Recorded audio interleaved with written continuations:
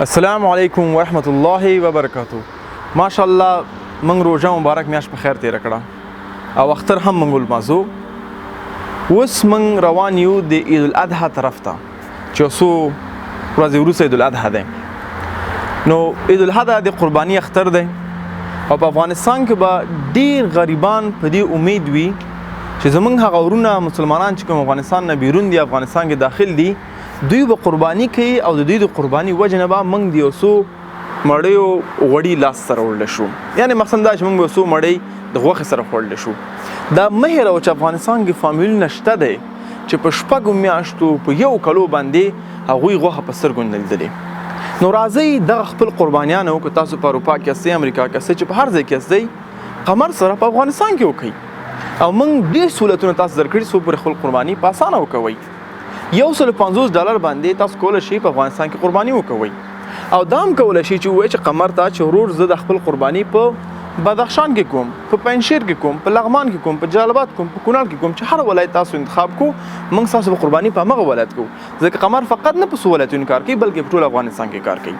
او بل مهم خبره ټول ته باید دا زه ووایم چې قمر الحمدلله واحد بنسټ دی په افغانستان کې چې کوم آنلاین سیستم لري. موږ په اروپا کې هم ثبت یو، دلته تاسو اکثر خبره سئ.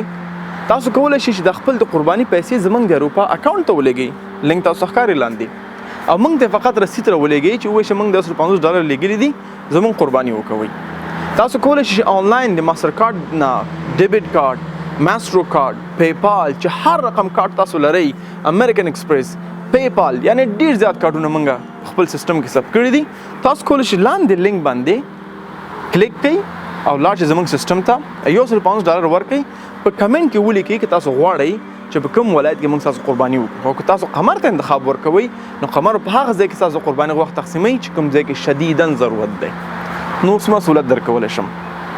زما په حیث د مسلمان دا وس کېږي چې سیستم جوړ کړو، تاسو ته وړاندې کړو. اوس تاسو مسؤلیت دا دی د ده په ځای تاسو خپل قربانیانې پاکستان ته ولېږئ، بنګلادیش ته ولېږئ، سیریا ته ولېږئ. هلته هم خلکو ضرورت شته، دا به زه نه ردوم، لیکن اولین حق تاسو باندې خپل د مور او خور او د ورونو خویندو دی کوم چې افغانان معصوم خلک دي هلته ټولوم بچه پټوې ته ځم کچالو ټولوم، بیا ټولوم، سابه راوړم، نفتې هم پخوم. والله که زه غوښه د دې کې نه اچوم، زه نه پېژنم غوښه سره قم ده.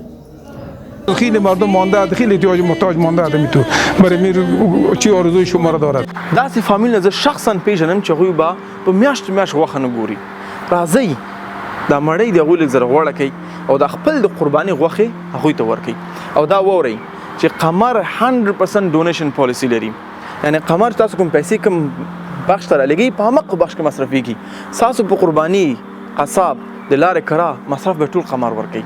دا ستاسو $1.5 باندې ټک مال اخیستل کېږي او هغه به ډایرکټ خلکو ته ورکول کېږي تر څو پورې خلک د دې عید الاضحی کې یو څه غوښې وخوري، تکړه شي، افغانستان ته خدمت وکړي او ټول نه مهم اسلام ته خدمت وکړي، خپل فامیل ته خدمت وکړي. نو انشاءالله زه غواړم ستاسو قرباني قمر سره وکړئ او په افغانستان کې وکوئ. السلام علیکم ورحمت الله وبرکاتو.